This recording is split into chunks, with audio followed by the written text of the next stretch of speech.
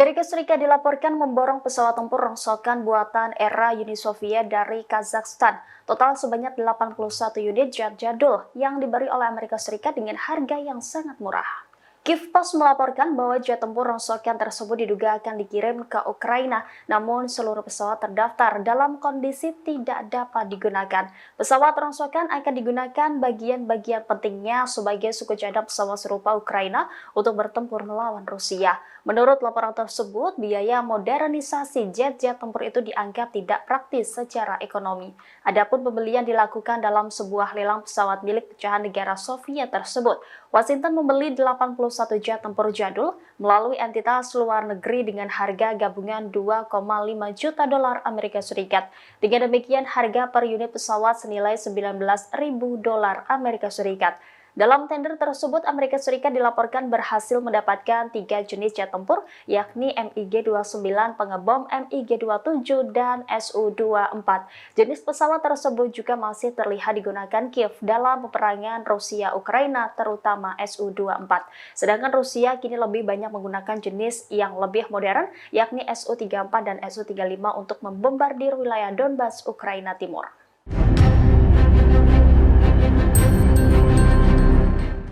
Amerika Serikat mendadak batal menjatuhkan sanksi terhadap batalion Netzach Yehuda Israel. Hal ini menyusul kecaman keras dari Perdana Menteri Netanyahu terhadap rencana Amerika Serikat tersebut.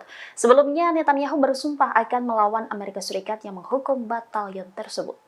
Gedung Putih telah menetapkan unit militer Netzach Yehuda atas pelanggaran HAM berat terhadap warga Palestina di tepi barat sebelum Perang 7 Oktober meletus. Menlu Amerika Serikat Antony Blinken dalam suratnya kepada Ketua DPR Johnson mengatakan bahwa Washington masih meninjau informasi baru yang diterima. Surat tak bertanggal itu diperoleh AP News pada Jumat 26 April. Washington menunda memberi sanksi yang berimbas blokade bantuan Amerika Serikat terhadap unit IDF tersebut.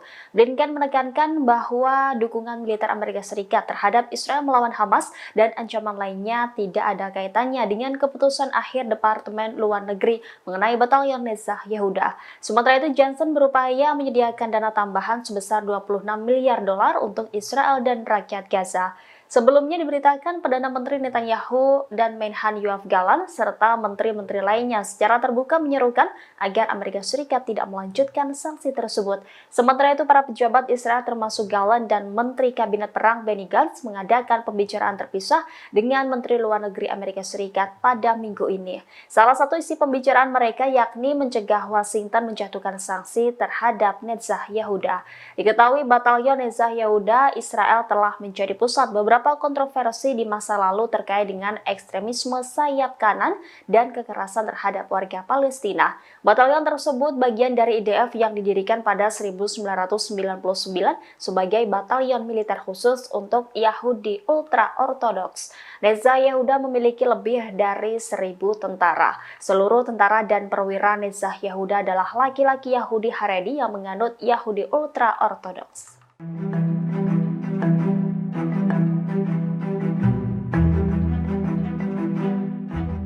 Pejabat senior Israel ramai-ramai mundur di tengah perangnya di Gaza, Palestina. Setelah sebelumnya Kepala Intelijen Israel Aharon Halifa, kini Panglima Militer Israel Herzi Halevi dilaporkan segera menyusul langkah Halifa. Media Israel Channel 12 pada Sabtu 27 April melaporkan Kepala Staf Israel Halevi diperkirakan akan mundur dalam waktu dekat. Saluran tersebut mengatakan semua petugas yang bertanggung jawab atas serangan 7 Oktober akan mundur. Sebelumnya, Majen Aharon Halifa resmi mengundurkan diri pada Senin 22 April. Halifa menyatakan mundur setelah mengaku gagal menghalau serangan Hamas. Disebut banyak perwira telah mencari pengacara dalam persiapan untuk penyelidikan perang. Laporan itu mengklaim bahwa Halifa telah menulis surat pengunduran dirinya setelah menerima syarat dari pengacara. Kepala Intelijen Halifa disebut-sebut komandan pertama yang akan dipaksa pensiun dalam waktu dekat. Beberapa perwira lainnya termasuk Kepala Badan Keamanan Dalam Negeri Shin Bet, Ronald Bar, kekhawatiran meningkat terkait dampak dari penggantian Panglima Perang IDF Halevi terhadap sistem keamanan dan politik. Media tersebut menyinggung soal komandan yang dulu berpotensial namun kini dipandang sebagai kegagalan. Hal itu merujuk pada Majen Yaron Finkelman dan Majen Eliezer Toledano. Di sisi lain, kalangan cadangan politik ini mengincar Mayor Jenderal Eyal Zamir, Direktur Jenderal Kementerian Pertahanan, untuk menggantikan Herzi Halevi.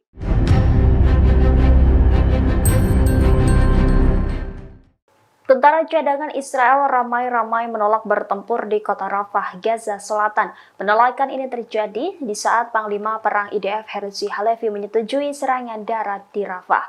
Diketahui Rafah menjadi tempat perlindungan bagi 1,4 juta pengungsi Palestina. Ada dulu mengutip saluran Israel melaporkan setidaknya 30 pasukan terjun payung Israel menolak menginvasi kota Rafah. Mereka menolak perang di Rafah karena mereka tidak mampu menjalankan tugas tersebut. Menurut laporan itu, komandan militer tidak akan memaksa pasukan cadangan untuk perang di kota tersebut.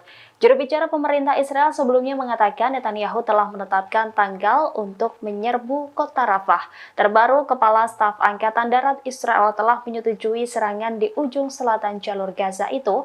Keputusan ini dilakukan meski ada upaya mediator untuk mencapai kesepakatan gencatan senjata. Adapun serangan Rafah disetujui dalam pertemuan antara Halevi, Kepala Komando Selatan Yaron Finkelman, dan Komandan Divisi dan Brigade lainnya. Langkah tersebut menyusul ancaman Menteri Keuangan sayap kanan Bezalel Smotrich untuk menjatuhkan pemerintahan Perdana Menteri Benjamin Netanyahu jika dia menerima proposal Mesir untuk gencatan senjata di Gaza, Palestina.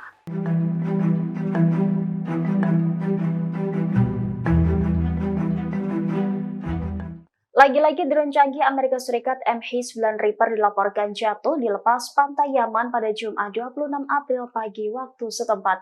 Seorang pejabat militer Amerika Serikat mengatakan investigasi atas insiden tersebut sedang dilakukan. CBS News melaporkan bahwa tidak ada korban luka yang dilaporkan dalam insiden ini. Kelompok Houthi yang didukung Iran itu mengaku bertanggung jawab atas penembakan pesawat tak berawak tersebut. Diketahui drone MH9 Angkatan Udara Amerika Serikat seharga 486 miliar rupiah. Jatuhnya drone canggih itu menandai ketiga kalinya sejak November 2023.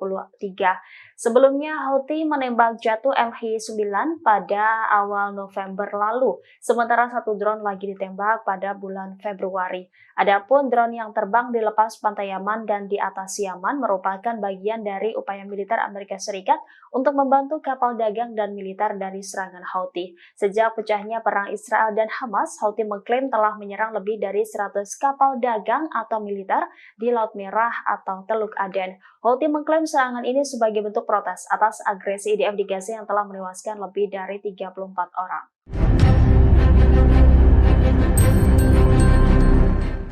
Perdana Menteri Israel Benjamin Netanyahu cemas dan ketakutan Pengadilan Internasional atau ICC yang berbasis di Den Haag mengeluarkan surat penangkapan terhadap dirinya.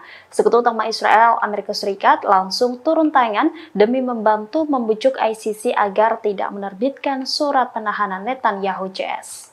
Pemerintah Israel meyakini bahwa jaksa ICC Karim Khan mungkin akan menerbitkan perintah penangkapan Netanyahu pada pekan ini. Selain Netanyahu, perintah penangkapan itu juga dilayangkan kepada Menteri Pertahanan Israel Yoav Gallant hingga Kepala Staf Pasukan Pertahanan Israel Herzi Halevi. Time of Israel melaporkan Amerika Serikat dijadikan upaya diplomatik terakhir untuk mencegah ICC tidak menerbitkan perintah penangkapan Netanyahu dan pejabat lainnya.